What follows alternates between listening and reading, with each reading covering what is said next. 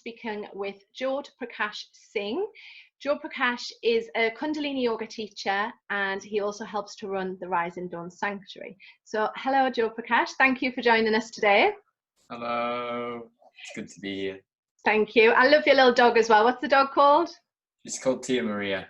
Ah, hello, Tia Maria. So cute. Yes. Oh, so Jote Prakash, I was wondering if you could tell us a little bit, first of all, about Kundalini Yoga, sort of what it is and how it differs to all the other types of yogas that are out there. It's one of the more ancient practices. It's been around for a very, very long time. An interesting fact about it is that it used to be the yoga that people had to kind of go through all the other yogas to get given Kundalini Yoga. So you'd actually have to like do Hatha Yoga for 10 years or something as a disciple, as a guru's devotee, and then you'd get to a certain point in your development, and the guru would give you a Kundalini set, Kundalini Kriya. So it's intense, it's powerful. The exercises that you do are often repetitive movements that anyone can do, and you do them for a long time, usually coupled with a breath and a mantra, you know, so you're getting this like absolute comprehensive workout in the mind, body and the soul, where you're really kind of sharpening up your nervous system. So it works a lot on the nervous system, because you'll get to a point where you might be doing an exercise. This one's called Ego Eradicate, with your arms out like this. If you ever want to do Ego Eradicator, if you need some of that, put your fingers like this, hold them up 60 degrees, and then you might be doing some kind of breath pattern, like a fast breath of fire, something like that. So you get in this, like, you've got to focus on all the different things all at once, and it really sharpens the nervous system, sharpens the mind, and the glands, get the blood flow going as well. So I was just going to say, so if someone has never done any yoga before, so I know a couple of people said to me, oh, I don't know if I can go because my back hurts or this or that. What would you say for someone who's sort of saying that they might not be able to do it?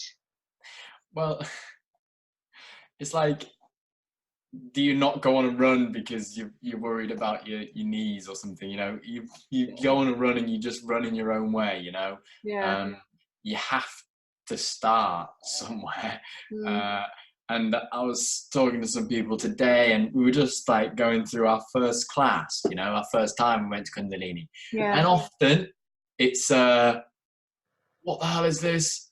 This is weird, this is crazy. I'm not wearing the appropriate clothes. I don't feel stretchy or bendy. But you know, something keeps pulling you back in, and after a while, it's usually the ego that says that. You know, it's the egotistical thing of wanting to, or it's, you know, some kind of fear or anxiety about not fitting in, or not being good enough to do it. When the person at the front, like when I'm teaching, I just really hope to project out that everyone belongs here in this class. We always say things like, stay on your own mat. This is not about, Kundalini Yoga is very much not about tight pants and leggings. It's not about looking good. It's about going into a process that will hopefully, you know, it's about chipping away at the stone and making yourself purer, more sparkly. And so, you know, people talk about your eyes start to shine more after you've done Kundalini Yoga for a while. Your skin will glow. All these, because you're just clearing out the system, you know. So magic.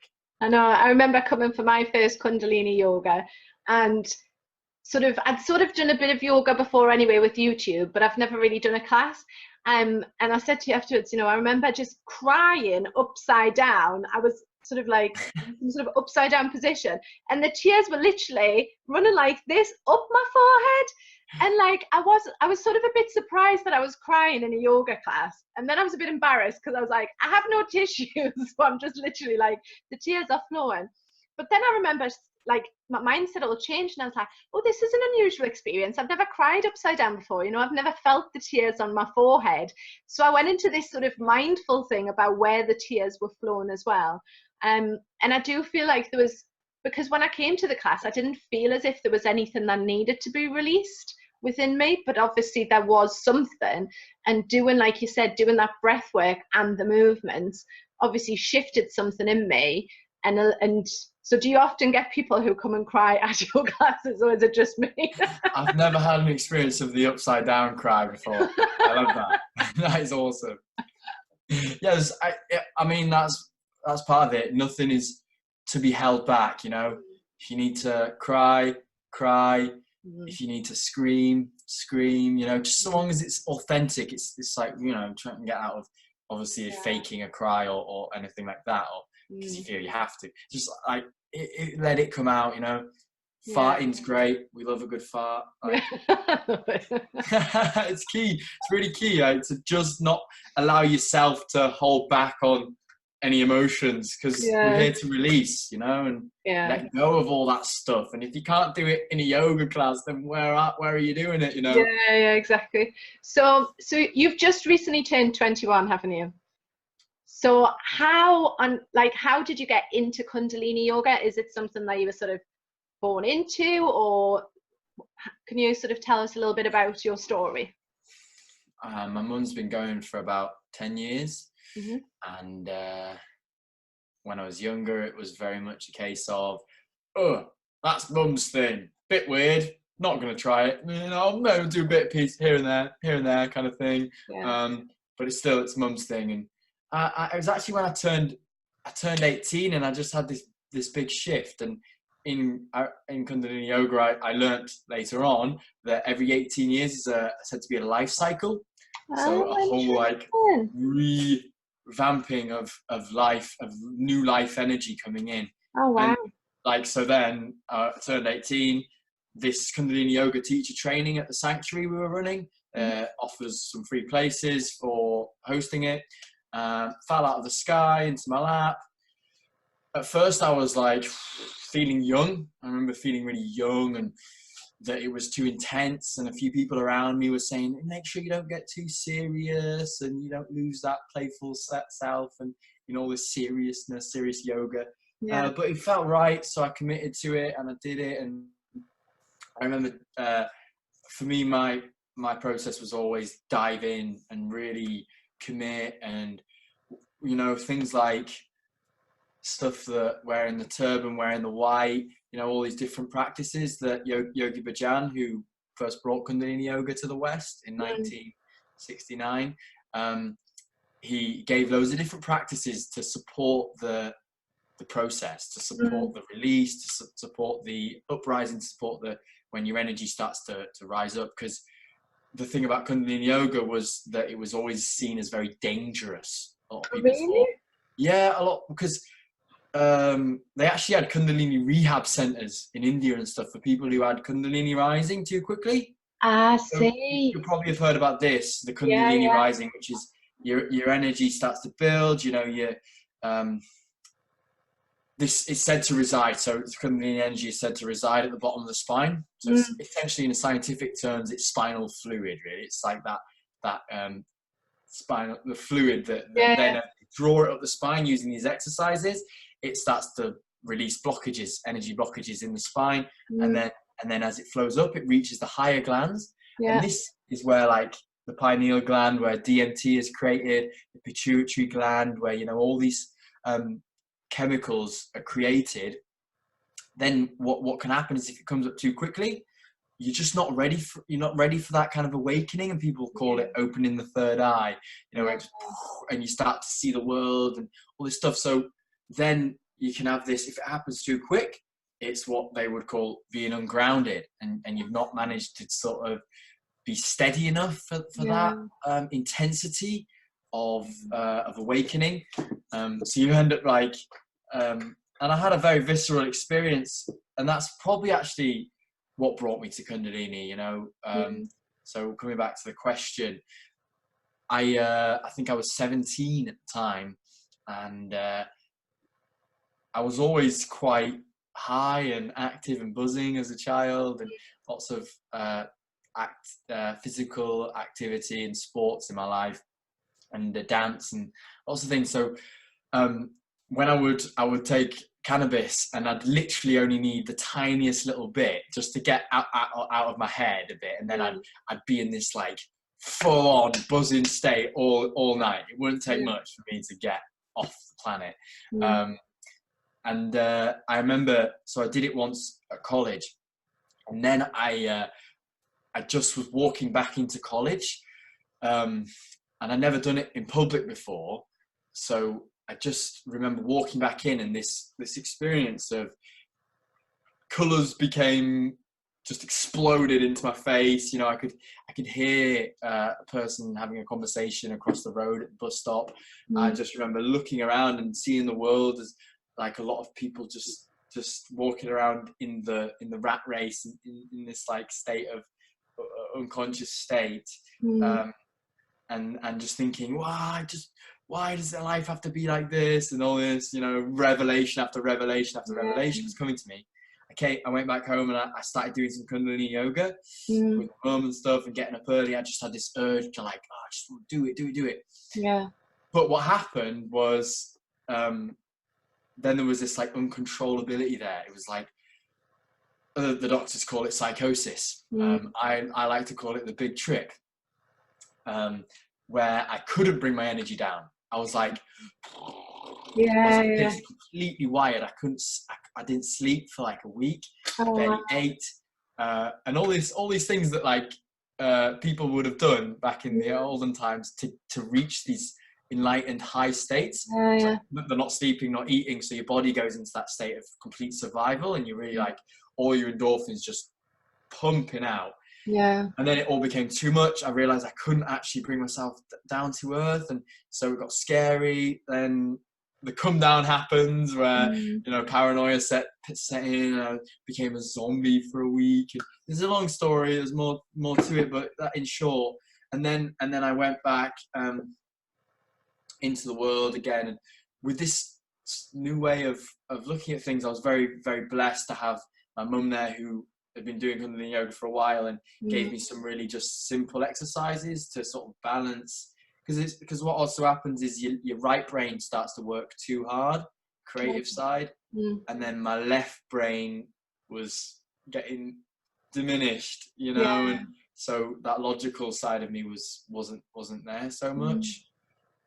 So simple things like going on a juice cleanse, wearing a turban. That's the point of the turban, actually, is one of the reasons, is to wrap something around your skull while you practice, so that you've got that kind of like pressure into your cranial bones that will help the energy to not just flow up too quickly. It brings that real sense of focus. So you're not like you don't get float like away. Flying, because it's like with the spiritual awakening, because there's so many meditations out there now which talk about, you know, helping you to awaken your Kundalini. And like, I'm in a lot of different spiritual groups, and there's so many people out there saying, oh, I really want to like awaken my Kundalini, but like you said, unless they've got the tools that they need to be able to ground themselves, like, I don't feel, and I don't know what you think, but I don't feel it's something that can be forced. Do you know what I mean? Because I think that if you're not ready and you force it, that's then when, you know, like you said, you can get scared and all this stuff's going on, and it can sort of like freak you out really a bit, can't it, if you're not prepared for it? No, I mean, yeah, totally. And the thing about with doing the yoga is, although it's hard at times, you're holding your arms up for whatever length of time. What it does is it strengthens your nervous system, and it creates this base, this real solid base. We do loads of spinal exercises. So there's lots of like this kind of movement, the spinal flex, which allow the spine to be flexible enough for the energy to travel straight up the center. So what people talk about is you have this central line of energy coming up through the body. We call it Shushmuna. And then you have these two like intercrossing lines of energy as well. So they're called Ida and Pingala. And essentially it's like, the energy, where the energy flows in your body. If you were to see it, map it out. Yeah. And what can happen with people sometimes, if you're not ready, or your spine's not like flexible enough, it can travel up this way, and it can get all jumbled, and as opposed to having that real like sturdiness of allowing that energy to just rise up steady, slowly, as you start to feel that awakening and start to look around, and the world seems less real, as it were, you know, less what you thought it was. If it happens too quick, you can just be like, I'm scared, I don't like it. But if it's a slow process, you can integrate it, talk to people about it, have a psychotherapist who can run you through, because a lot of what happens in Kundalini Yoga is your shadowy parts start to come up, you know, you're working into your emotions and your fears and all that kind of like nitty gritty stuff. So having like a counselor, something like that you can go back and talk to, or a community of people, or both, you know, it's just that is so important to me, you know. Definitely, yeah. And I think, so again, in these groups that I'm a member of, there's a lot of people who say that they feel really lonely because they've had this awakening, but then the people that they're surrounded by are either saying, oh, you must be crazy, you know, oh, you're really weird, you don't know what you're talking about. But it's just that those people haven't yet found, like you said, the right people to be able to talk to and say, you know, is what I'm going through normal? Or do you know what I mean? So I compare my sort of spiritual awakening like the tortoise and the hare, where I'm the tortoise, and it's been a lovely journey where it's been really slow, really gradual. And I feel like with my awakening that it's like I've learned all these different tools along the way to absorb, to reflect, and which I can then use to help others. Whereas some of my clients, I remember one of my clients, my students, she came to me and she was raving about this awakening, and I thought, what on earth is she talking about? And she was talking about fifth dimensions and multi-dimensions and all this, that, and the other. And she didn't know, like, she didn't have anyone to turn to, you know, at the time. She didn't understand what she was going through, and she found it a really sort of scary period for her. Yeah. We were talking about this today a bit with a friend of mine, Gav, who was over at the holistic centre we run, and like how to be around people when you know you've had this big awakening thing, and you know you go in, you're just changing your vibration a bit. And it can be tough, and it's finding that community of people, like how we have over here, which we're very blessed to have with the Rise and Dawn Sanctuary. I was just about to talk about that. I heard you. Yeah, you felt it. Okay, so do you want to tell us a little bit about the Rise and Dawn Sanctuary then? So it's located near York, and you help to run it, don't you? So do you want to speak a little bit about that? Yeah, for sure. It's been going for about 3 years now. It's a little centre. It was my auntie's old house that we've converted into a little yoga studio out in Melbourne, East Yorkshire, not Australia. And we run various things. We have Kundalini Yoga teacher training there. And what I'll say about the Kundalini Yoga teacher training is, well, obviously I can't rave about it enough. Completely changed my life in every single way. I changed my diet, started eating ridiculously healthy, stopped smoking, stopped drinking, you know, changed my name, changed everything in my life, and for a much greater thing. Anyway, a lot of people think that they're not quite ready for the teacher training. What I'll say is, if it feels good in your heart, then you just need to commit, just go for it, you know. Like we're never ready. So it's like that, waiting to be ready for something is so counterproductive. It's like that process of waiting means that you're not ready, as opposed to just making that decision. And obviously if it's not feeling right, you meditate on it, think about it for a good while, check in about finances, all this stuff. We always try our best to, if someone's feeling up for it, try not to let finances get in the way. Yeah. Sort it out one way or another. But yeah, aside from that, we run gatherings 4 times a year, which is on the equinoxes and the solstices. We also have Dawn Light Festival every year, which is our first one in a couple of weeks back. That was so awesome. Yeah, honestly. Yeah, I can't believe I still like wrote a blog comparing it to Glastonbury, but I do feel as if like the very first people who would have gone to Glastonbury would have felt the magic at Dawn Light Festival. Do you know what I mean? Wow. I just imagine it was the same with that connection and people coming together. And I think as well, the fact that it was like, you described it as a conscious festival, didn't you? So there was no alcohol, no sort of drugs, nothing like that.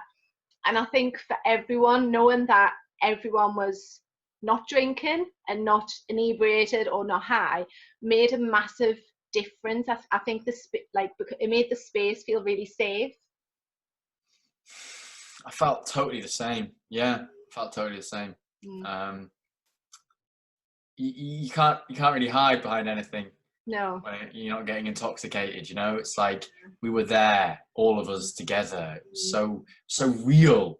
Yeah. Just like the connection. I just felt like I was in a massive family. There's 120 odd people, 150 people over the course of the weekend came in and out. And it just felt like I could have talked to anyone there as a brother or a sister or mum or a dad. You know, just that family energy was so visceral and strong, wasn't it? Yeah, it was awesome. Community feeling of everyone coming together, and the community feeling beforehand. The people who stepped up and made it happen, who we called the Guardian team, just volunteered their time and energy to bring it to everyone. Was absolutely. I was just blown away. I was absolutely blown away, completely just in the state of total gratitude. I know. I think I told you, like when I was driving in, because I decided to just, I'm so late and disorganized that I decided to come on the Friday morning. And as I was driving into the car park, the song from the Lego movie was on, which is "Everything is Awesome." And I was just, I started part of the team before I came in. I was like, this is so cool. And then that was awesome. Yeah, that was just my word for the whole weekend. I was just like, it was awesome. Yeah, awesome. So are you planning on running another one next year as well? Another Dawn Light? Same time next year, 3rd week of August. Cool. And then you've also recently qualified in parkour. Is that right? How I said it? Parkour? Yeah, sure. So do you just want to explain a little bit about what that is as well, and how you teach it? Well, I've been teaching it for a long time. I've been teaching it for a while without being qualified. Yeah, so the qualification's really a piece of paper that I'll be able to hand into schools and things. Yeah. It's something that really was amazing when I first started. Now I'm finding myself getting frustrated with the parkour teaching actually, because for me parkour is about being so free, and like it's all about, so if you don't know what parkour is, it's a process of getting from one place to another over a certain environment. So often people would do it outside, but you can do it in a gym too, over a certain environment and obstacles, overcoming them obstacles in a fluid kind of like watery flowing manner. People add in tricks and backflips and all sorts of things like that. So I've been teaching it and finding that because I teach in a school and I teach at a gym, there's certain elements of parkour that I'm struggling to bring across because obviously it's like you have so much health and safety, and you're not allowed to let the kids just run free. My ideal for teaching parkour would be to really, I teach kids, so really just allow the kids that freedom, and I do manage it to a certain extent, but allowing the kids to be totally free and just move freely while just guiding them and teaching them bits and pieces here and there. That's like what I feel really passionate about, so I'm going to try and kind of like eke more of that in to my teaching nowadays. Okay, so what's next for you then? What are you planning on doing next? I've quit a few things, and so I've quit a few jobs that I was doing beforehand, like support work, and I'm giving over a few of my parkour classes to my brother soon. Okay, cool. Yeah, and so I've got this space opening up, and I really wanted to open up the space first and see what came through. And what I feel passionate about and what's coming through is doing one-to-one coaching with people. So I'm going to call it Inspiro Joy Coaching. Oh, I like the name. Inspiro meaning it coming from the word fire, and inspiration. So it's all about that inspiration. And that's essentially about like looking at what gets in the way of our joy, and then not shirking around it, trying to just say, right, just be joyful now. We're actually going into the darkness. I'm not qualified to work with trauma as such, you know. I'm not qualified to be a psychotherapist, but I've been through lots of things. I've suffered. I've got many tools in my backpack, whether it's yoga, parkour, EFT, all these different things that I've come across over the years. Just talking, and I hold men's circles. I know a lot about addictions, how to overcome that through yogic process and meditation processes. So for me, it'd be like being in a space with someone. And there's a wonderful poem, I don't know if anyone knows it, it's called The Brave Space. And so it says essentially, there is no such thing as safe space, but we can create a brave space together and look up, and the poem's longer, but look at all the stuff that is holding us back from our joy and work on it side by side. So that's what I feel really passionate about doing. Yeah. So you just mentioned as well men's circles. So I think like a lot of people have heard of women's circles and women sharing circles, and I've seen a couple of people who have started men's circles, but I just want to sort of understand for you, like, why do you feel that they're so important? Because we're all told to man up, and we're all told to not show emotions, and we're all told to be the provider as men, you know, sometimes, and it just destroys people. Just totally, it totally creates this like prison for men, where they just feel like trapped in life, completely trapped and completely alone. And it's as simple as opening your mouth and speaking in front of a group of people who all want you to let it out and all are there to support each other. Usually in a men's circle, you'd always speak from the I. So you say, I feel this, as opposed to trying to give advice or anything like that. It's just sharing, just simple sharing. And what happens is you release it, you sweep your mind out, and the feeling afterwards is amazing afterwards, if you can find that vulnerable, honest, open state to express from. Yeah, I honestly do think it's really important, because I think there's a lot of focus, especially at the minute, on women, you know, and women rising and women sharing and women coming together. So I do feel that it's really important that men have the same opportunities to be able to come together, because, you know, so often it's like you close your front door and then you might not see anyone else, you know, for the whole of the evening or for the rest of the day. and you need that human interaction as well, don't you? And having that space to come together to be able to talk about what's on your mind and get rid of it, basically, and to be able to sort of like just be with other people. Yeah. Cool. So if anyone wants to find you or Rise and Dawn, where is the best place to find you? We are called the Rising Dawn Sanctuary on Facebook. We run a group called Rising Dawn Community, so make sure you get on board with that.